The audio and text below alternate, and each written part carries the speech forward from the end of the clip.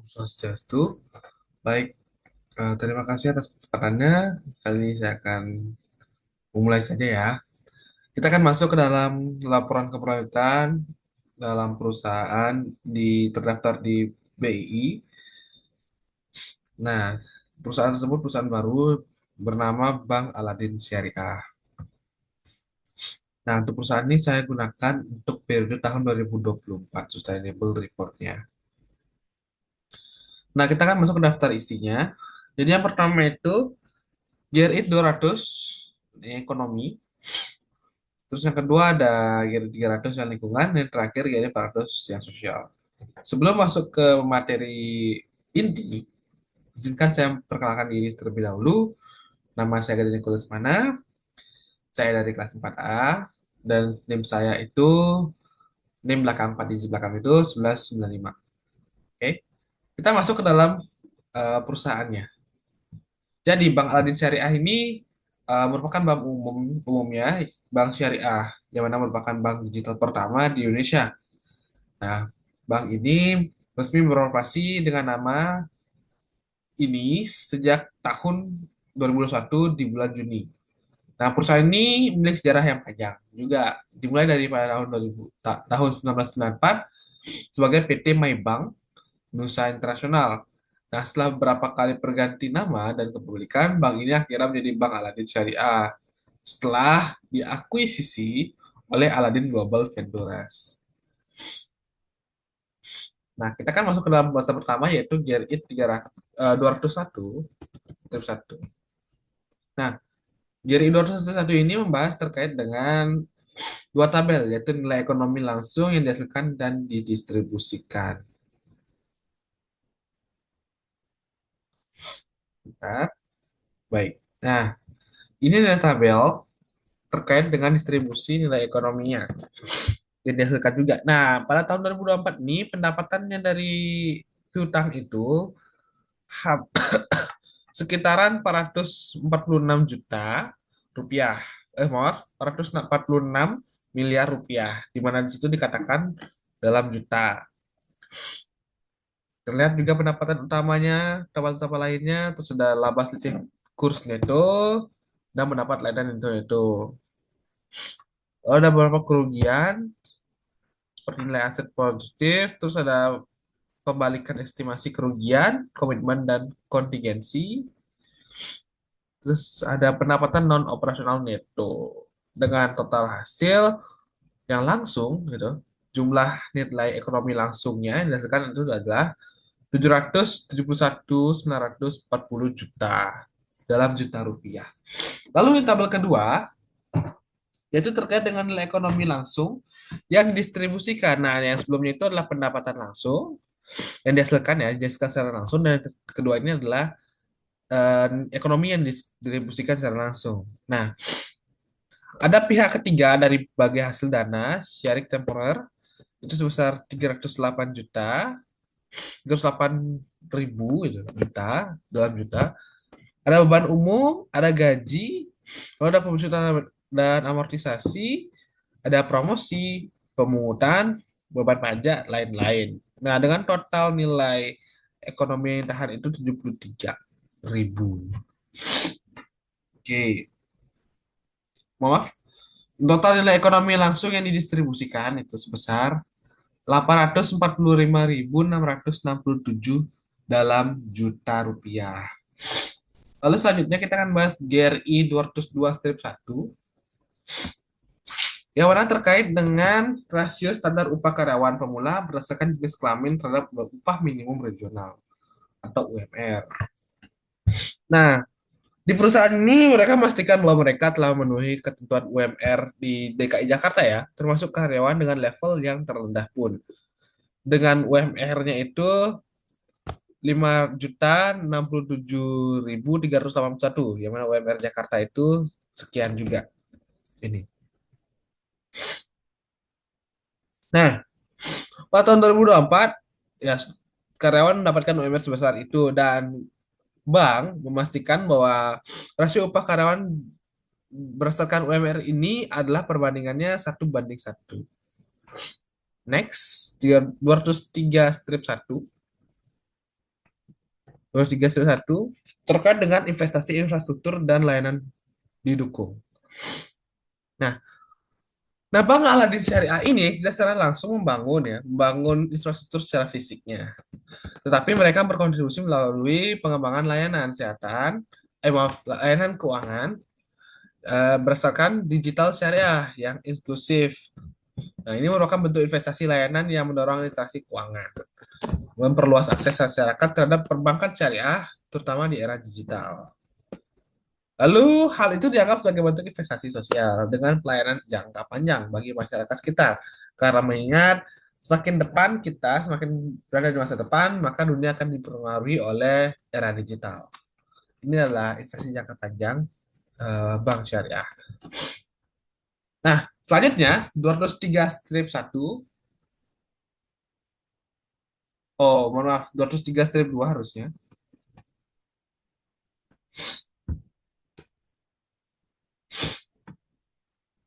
Ya, 203 strip 2 terkait dampak ekonomi tidak langsung. Nah, ada beberapa dampak ekonomi tidak langsungnya itu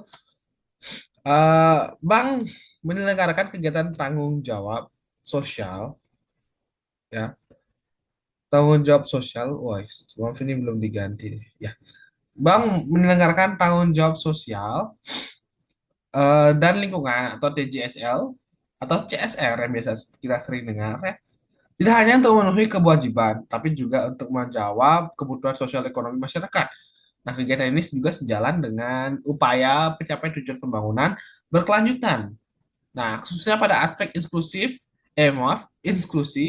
keuangan, dan pemberdayaan ekonomi. Nah, program CSR ini yang dilakukan bank disesuaikan dengan dampak dari kegiatan operasional serta memperhatikan kebutuhan pemangku kepentingannya.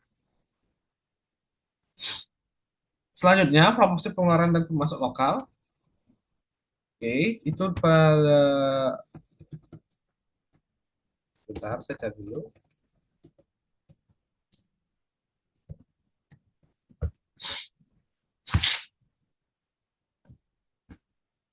Ya, 204-1. Saya salah nulis, saya 204. Oke, 204-1 terkait proporsi eh, pengeluaran untuk masuk lokal. Nah, bank ini memiliki masuk yang beragam ya. Ada mereka menjelaskannya itu dibagi menjadi dua, yaitu barang dan jasa. Nah, jika berdasarkan barang, itu mereka didominasi oleh nasional, tidak lagi di luar nasional. Nah, harganya jumlah yang mereka lakukan itu 32 dengan harga atau kontrak pekerjanya itu 15.833 dalam juta rupiah. Lalu yang selanjutnya itu ada tabel selanjutnya itu dalam pengadaan jasa. Nah, bank ini tidak maaf berbeda dengan pengadaan barang. Bank pengadaan jasa ini dibagi menjadi dua. Itu didominasi oleh lokal yang sebanyak 142 dan luar negeri sebanyak 7.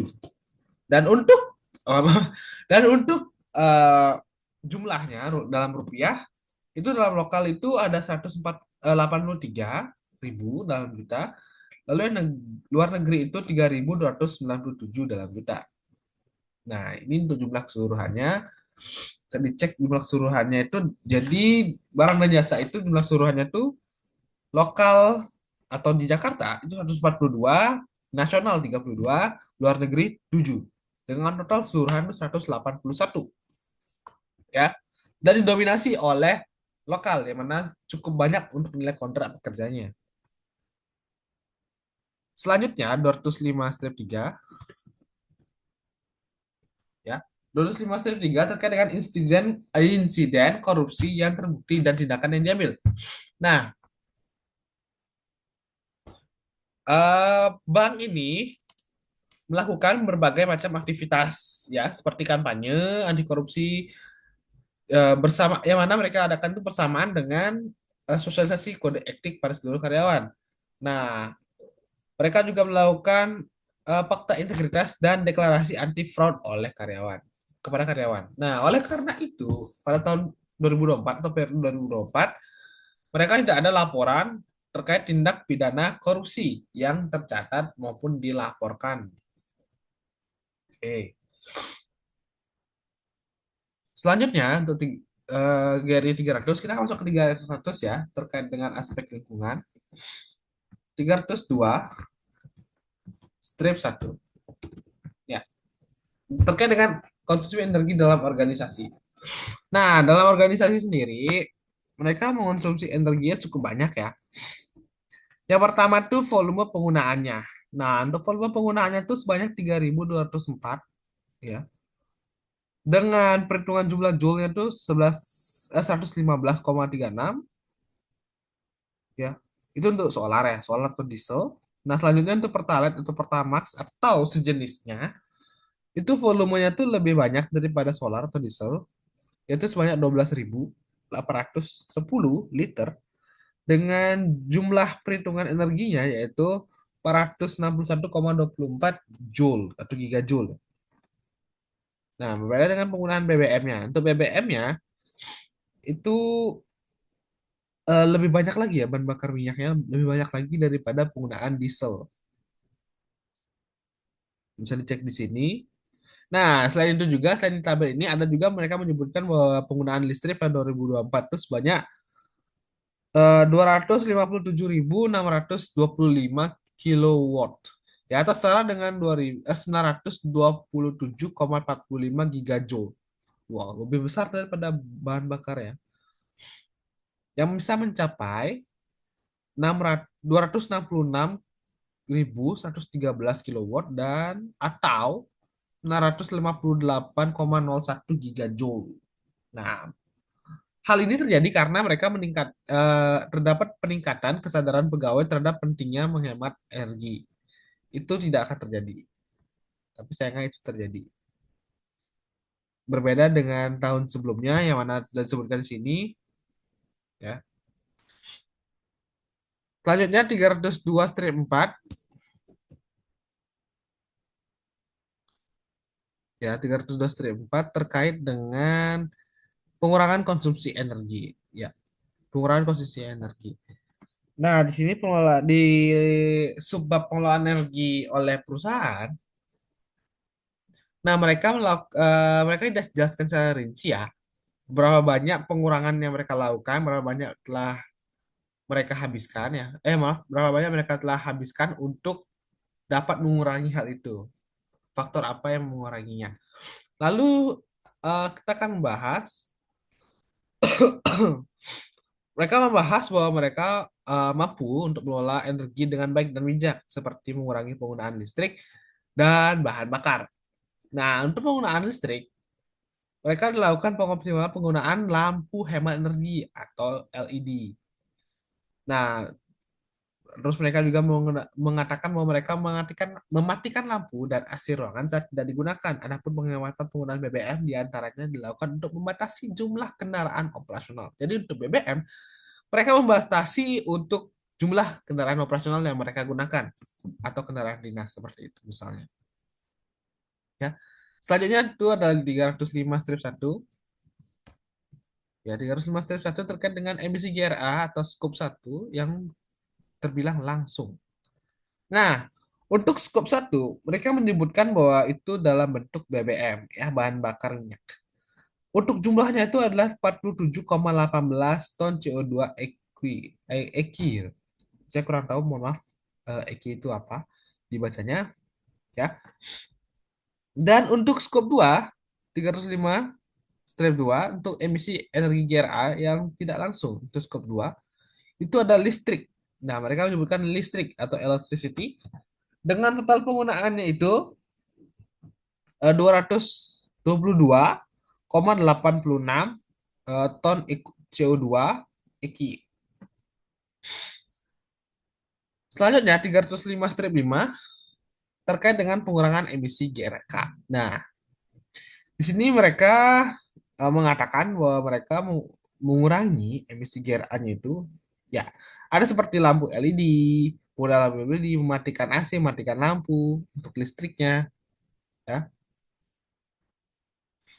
Lalu perusahaan juga melakukan pengurangan emisi GRK melalui berbagai jenis seperti sebelumnya ya sudah saya sebutkan di PPT ini seperti menghemat listrik dan meminimalisir penggunaan listrik pada setiap bangunan.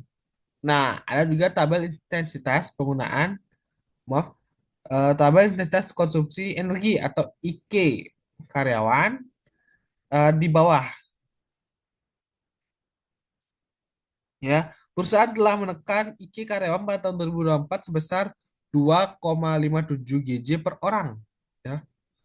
2,57 GJ per orang ya. Yang mana sebelumnya itu perhitungan joule-nya itu lebih banyak yaitu 6,14 GJ per orang. Itu cukup menyumbangkan banyak hal ya, gigajoule ya.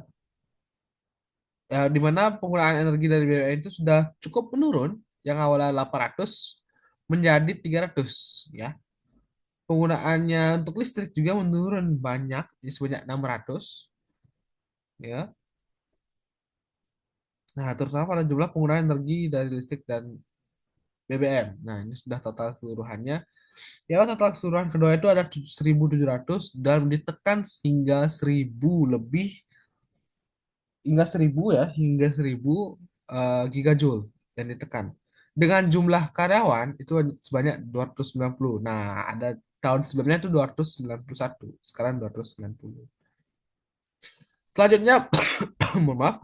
Selanjutnya adalah selanjutnya adalah GRI 401 strip 1 yang mana membahas terkait dengan perekrutan karyawan baru dan pergantian karyawan. Nah, saya ada tabel di sini mengatakan, yep. Nah, ada tabel, saya menciptakan tabel. Nah, mereka mengatakan bahwa Aladdin melakukan rekrutmen terbuka secara terbuka hingga siapapun yang memenuhi syarat dapat mengikuti rekrutmen ini. Nah, jika setelah melakukan rekrutmen, mereka mendapatkan bahwa total keseluruhan rekrutmen sebanyak 65 kandidat dengan komposisi sebagai berikut. Pertama yang berusia laki-laki, maaf, pertama adalah usia, yaitu laki-laki pada umur lebih dari 50 tahun itu lebih banyak sebanyak tiga, sedangkan untuk perempuan ada sebanyak satu ya. Untuk di tahun atau usia 41 sampai 50 tahun itu cuma diisi oleh laki-laki cuma satu. Nah, untuk 21 sampai 40 tahun atau yang masih muda-muda itu cukup banyak, hampir sebanyak 60, sebanyak 60 orang ya, total 60 orang. Yang mana 35, 36 dan 24 untuk perempuan ya, dengan total 65.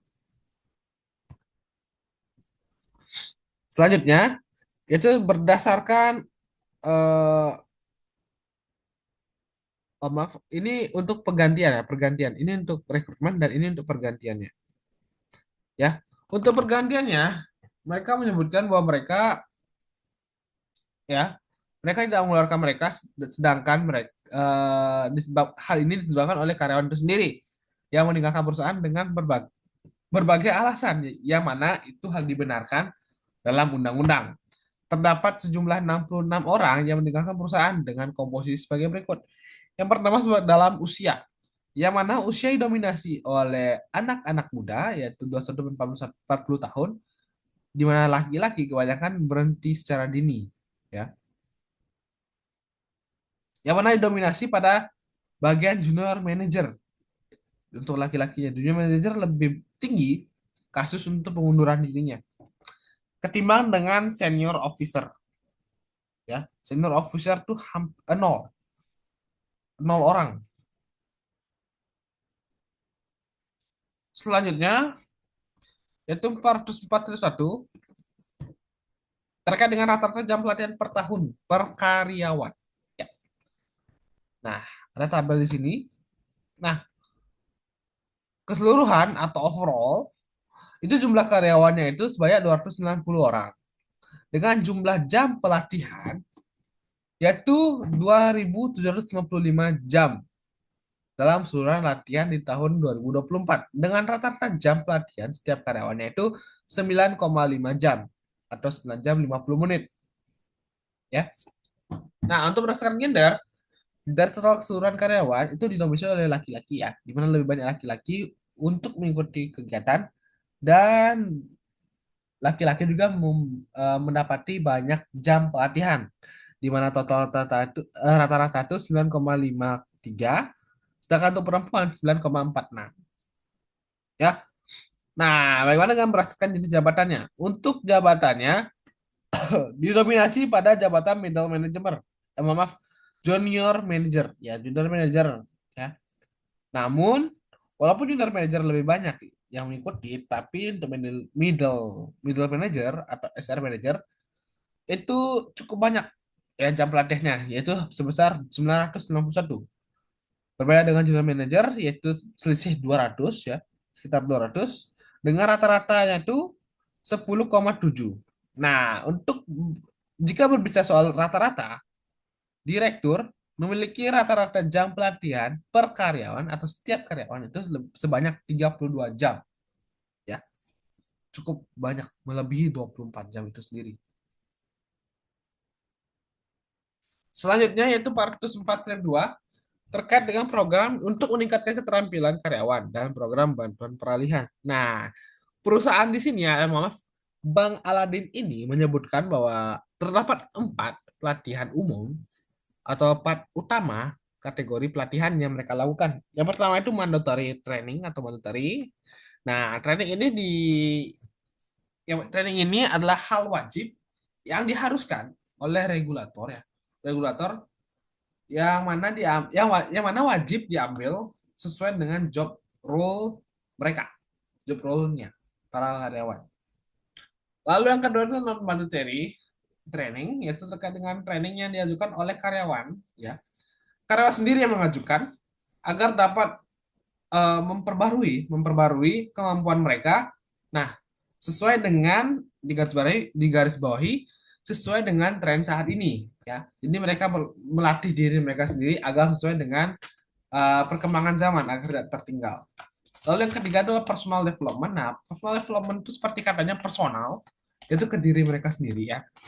Nah, training ini diberikan oleh bank ya, bank untuk mengembangkan diri karyawan itunya. Maaf, karyawan mereka. Ya. Yang terakhir itu adalah maaf, yang terakhir itu adalah internal division. Nah, internal division ini adalah sama seperti personal division, namun internal division ini menyangkut dengan divisi yang mereka anut. Jadi divisi masing-masing mereka tidak bisa dipukul secara umum atau secara rata karena ini berdasarkan divisi mereka. Selanjutnya 405 strip 2 terkait dengan rasio gaji pokok dan remunerasi perempuan dibandingkan dengan laki-laki. Nah, seperti yang saya sudah sebelumkan sebelumnya, yang mana pada 200 mana dia? Nah, 200 berapa ya? 200 200 ya 202-1 terkait rasio standarnya ini itu hampir sama dengan GRI 405 strip 2 ya. Yang mana terkait rasio gaji pokok untuk remunerasi perempuan dibandingkan dengan laki-laki. Nah, sudah saya sebutkan sebelumnya bahwa mereka itu berdasarkan UMR Jakarta dengan rasio 1:1. Nah, kebijakan ini juga sudah sesuai dengan undang-undang ya, mereka mengatakannya bahwa sesuai dengan Undang-Undang Nomor 13 Tahun 2003 tentang Ketenagakerjaan serta Konvensi ILO tahun 100 nomor 100 per 1951 tentang pengupahan yang sama bagi pekerja laki-laki dan wanita untuk pekerjaan yang sama nilainya. Lalu, yang terakhir itu adalah 418-1 ya. 418-1 terkait dengan pengaduan yang berdasarkan pada mengenai pelanggaran terhadap privasi pelanggan dan hilangnya data pelanggan. Jadi di sini mereka mengatakan bahwa tidak ada perusahaan tidak memiliki pengaduan mengenai hal tersebut. Nah, perusahaan mengatakan bahwa mereka melakukan eh, berbagai hal ya untuk menguatkan keamanan informasi mereka. Yang pertama itu melalui dengan penguatan web application firewall ya untuk melindungi layanan digital perbankan dari serangan cyber. Ya, ada bagian-bagiannya juga yaitu melanjutkan pengembangan SIEM atau Security Information dan Event Management untuk mendeteksi aktivitas yang bisa berpotensi pada insiden keamanan. Ada juga sampai A, B, C, D, E, dan F. Ada banyak. Jadi ada melanjutkan program-program peningkatan security awareness, ada pengembangan teknologi proteksi data antara lain data loss prevention atau DLP, ada pengembangan teknologi endpoint protection, ada pengembangan kebijakan manajemen risiko termasuk prosedur untuk teknologi informasi, termasuk jaringan komunikasi, data, dan standarisasi perangkat lunak. Ya, itu nomor satu. Nah, untuk nomor duanya, mereka juga memastikan kepatuhan terhadap peraturan Menteri Dalam Negeri nomor 102 tahun 2019 tentang pemberian hak akses dan pemanfaatan data kependudukan sehubung dengan customer onboarding. Ya. Jadi berdasarkan itu mereka telah mengikuti seluruh jenis peraturan yang ada. Ya. Jadi karena telah mereka lakukan tiga hal itu untuk menjaga keamanan privasi data pelanggannya, jadi mereka tidak mendapatkan laporan maupun eh, aduan, ya, aduan terkait dengan penyalahgunaan data privasi pelanggan. Nah, mereka juga tidak mendapati hal seperti bocornya atau kebocoran data atau pencurian data, bahkan atau kehilangan data nasabah selama tahun 2024. Jadi mereka ada laporan seperti itu kayak pencurian, terus ada kehilangan, terus ada kebocoran data seperti itu. Jadi mereka tidak ada. Yaps. Ya, sekian dari saya. Ya, kita sudah di penghujung acara, sudah di penghujung presentasi saya. Sekian dari saya. Terima kasih sudah menyaksikan untuk Ibu Anin dan Ibu Desa. Saya aturkan para Sandi. Om Santi, Santi, Santi, Om. Sekian dari saya. Terima kasih. Bye-bye.